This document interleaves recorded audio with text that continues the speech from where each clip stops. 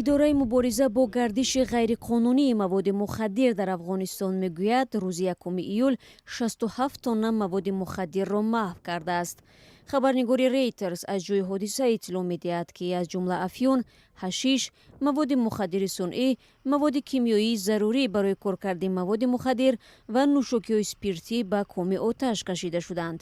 намояндаи идораи Созмони Милали Муттаҳид дар умури назорат бар гардиши маводи мухаддир ва ҷиноятҳои муташаккилона таъкид мекунад, ки ин ниҳод як барномаи мубориза бо кишту истеҳсоли маводи мухаддир дар Афғонистон дар соли 2021-2025-ро таҳия мекунад.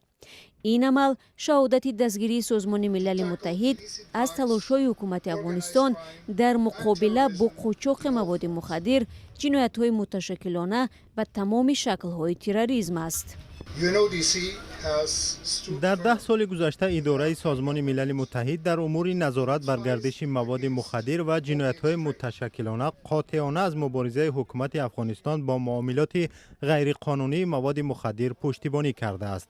дар 10 соли гузашта Афғонистон дар тавлид ва гардиши тахминан 85% маводи мухаддири ғайриқонунии саросари дунё, ки сарчашмаи нооромиҳо ва ошӯб, ҷиноятҳои фаромилӣ, истеъмоли маводи мухаддир ва афзоиши сирояти HIV спид мебошад, саҳм доштааст. мансабдорони афғон ҳам тасдиқ мекунанд, ки муомилаи ғайриқонунии маводи мухаддир дар нооромии Афғонистон саҳмгузор мебошад.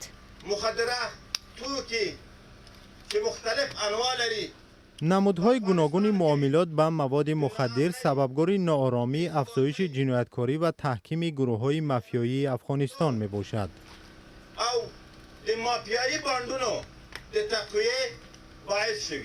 чандин сол инҷониб Афғонистон калонтарин содиркунандаи афюн дар олам ба шумор рафта, то 90% афюни хом дар ин кишвар истеҳсол мешавад.